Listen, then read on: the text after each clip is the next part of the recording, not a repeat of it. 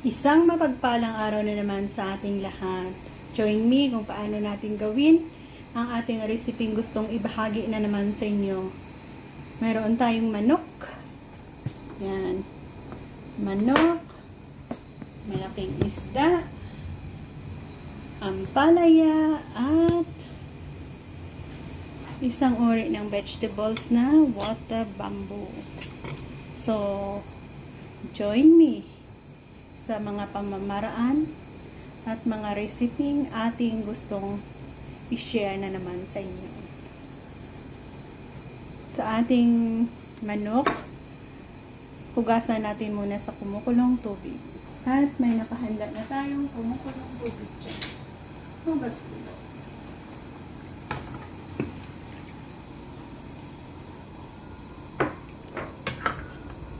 Simplihang pamamaraan na naman ng pagluluto. 1 whole set of meal. Karni, isda, gulay. Okay na yan. Yan, binalik natin dyan. Tinanggalan natin ng tubig.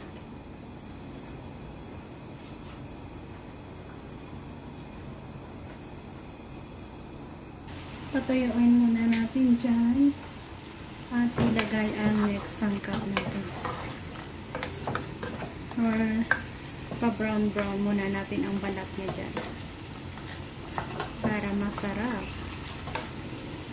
Ganyan.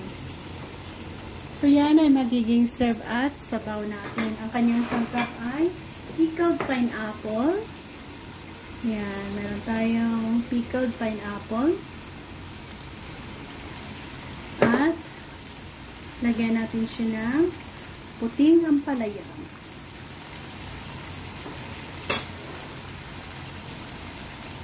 So, habang nagpapadry tayo dyan, gawin na natin ang ating ampalaya. So, yan, puting ampalaya yan. Cut natin sa malaking sizes. Medyo hinog na siya, no? Yan, ang ampalaya natin ay medyo hinog na.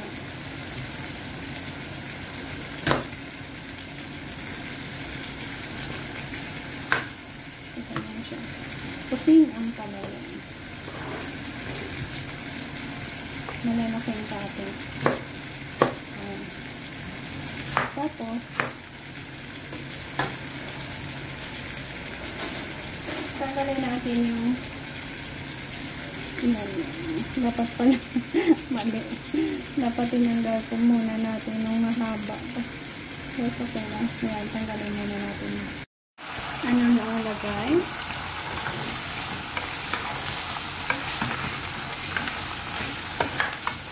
Malapit na.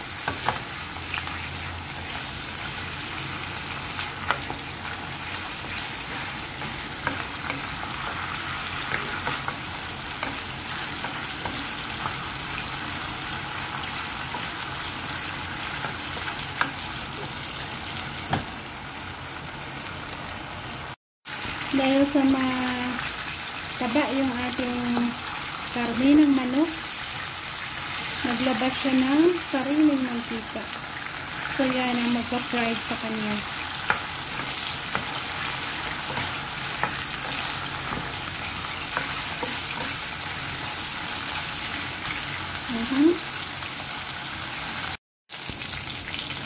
Ano ang lagay nyo?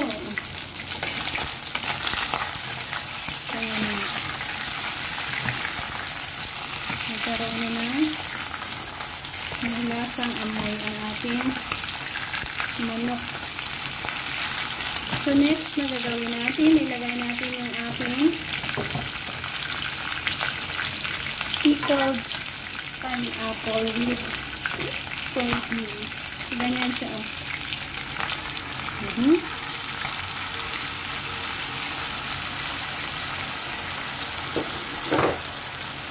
Rice yata yung puti na yan.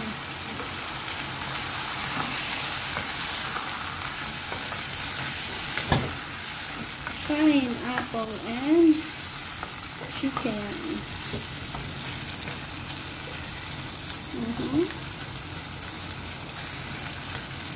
Masarap na sabaw yan, guys.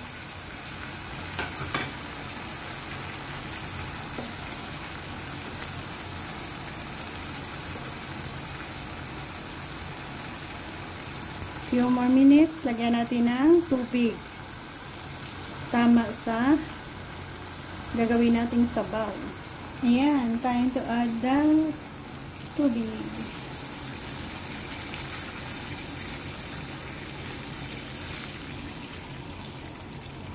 Ganyan.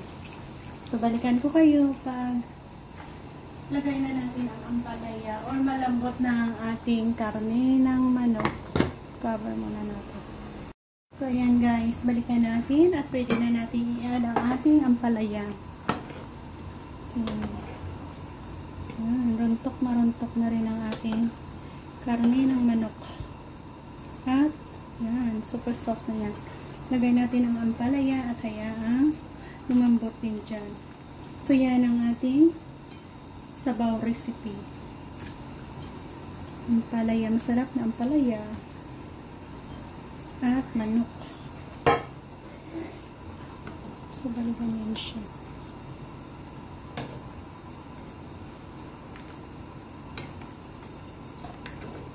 At ayan. Hayaan natin dyan lumambot and then balikan ko na naman kayo. Our last dish na lulutuin. So, habang napapalambot tayo dyan ang ating ampalaya, pwede na tayo dito magprito. Ang ating last na lulutuin ay piniritong isda. Natin lutuin. Hello and have a great day. Ito na naman ang ating vegetables recipe na gustong ibahagi sa inyo. Yan ang ating binili kanina sa market. Water bamboo. Coffee son, tawag nila yan dito sa Taiwan. So, stay tuned kung paano natin lutuin yan. Isang mabilis lang na pamamaraan ang ating pagluluto. Pero bago yan, may mga part yan na kailangan natin tanggalin. Yung dahon niya. Balikan yan. And then, sa paghiwa naman, ganyan lang. Sa paghiwa natin, ganyan lang. Ganyan hiwa na. So, gawin natin yan lahat sa mga natira na ito.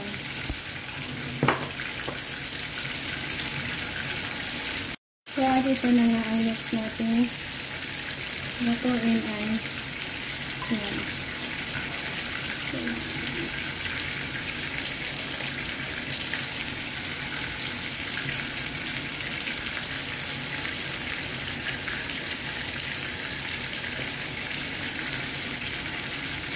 soft na klase ito ng vegetables. Masarap.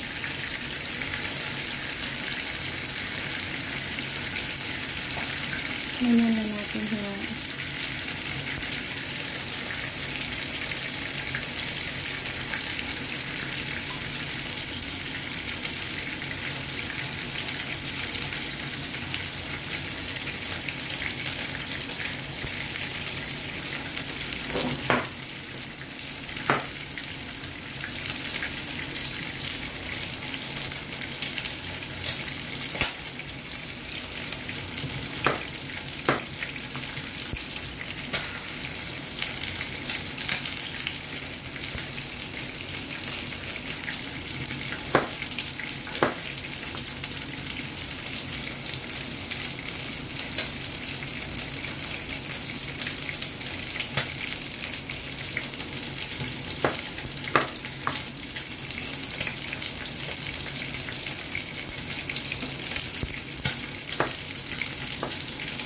At naubos na natin.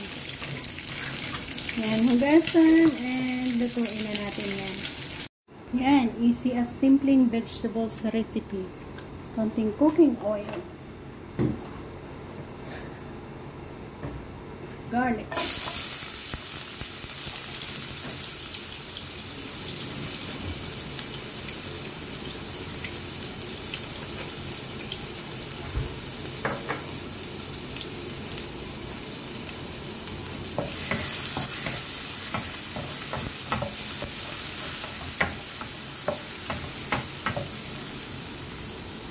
Yan, nag-brown ang garlic. Lagay natin ang ating gulay.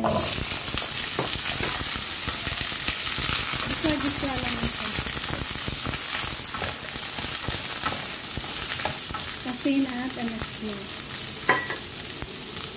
Simple lang nga.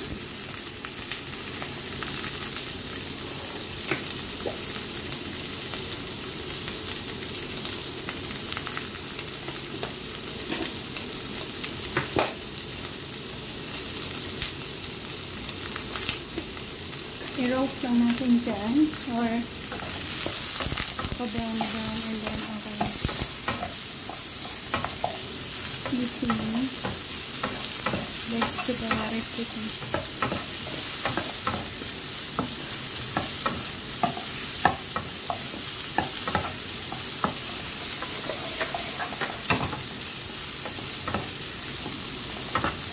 So, takpan muna natin na mga 1 minute lang.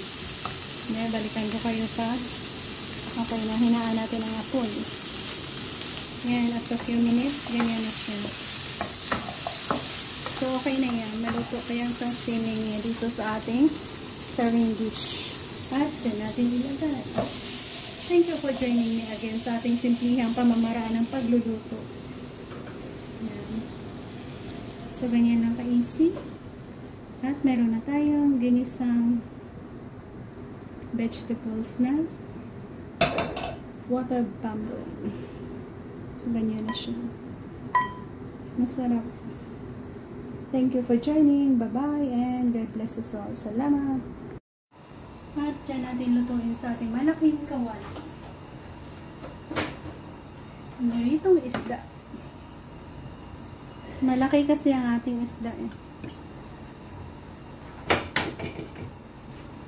Malaking isda.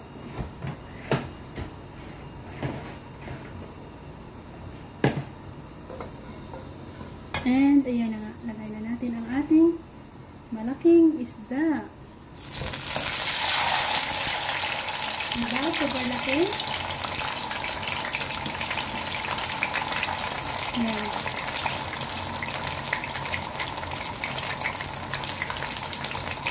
Kumusta ang lagay ng ating isda na piniprito? Pwede naman ibalikan. Oh, perfect. Wow. Saktong timing.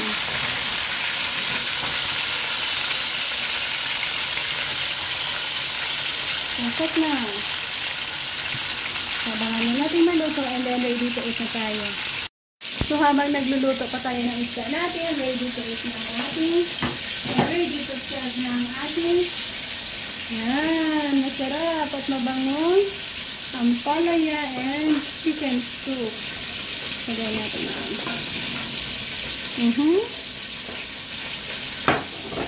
Ganyan, kasarap ang ating sabaw na hihigupin na naman sa araw na ito. At siguro naman, perfect na ito. Oh, ayan na. Perfect na natin yung luto. Magkabilaan. So, ready to serve na.